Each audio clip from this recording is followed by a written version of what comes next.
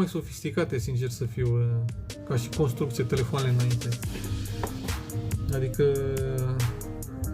cel puțin S7 Edge și S7, adică era ceva brut și opulență, ca să zic așa, când îl desfăceai și făcute bine, construite foarte bine telefoanele. Adică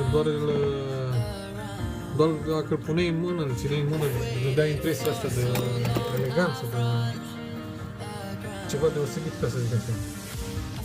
Acum astea în alte parte mi se par zile, așa mi se par prea comune.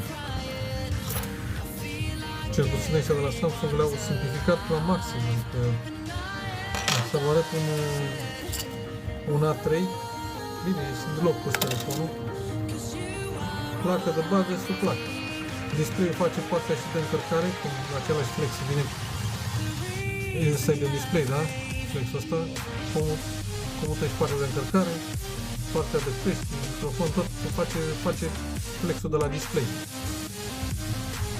Și să vede, adică e foarte simplu, senzor de proximitate la fel e incorporat pe placă, camerele astea aici au băgat module, același motherboard, mai pune o piesă, mai pune o cameră, dacă vă uitați aici are lipsă, dar are slotul unde ar fi pus, ar mai trebui să pună niște camere, niște integrate pe aici, nu le-a pus.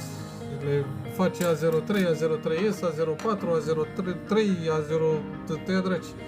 A venit astăzi un client cu un A04S și la alea la fel, au pus vreo 3 feluri de ecrane pe ele. Până nu le desfaci să identifici corect modelul de display de pe ele sau de sub placă, la fel.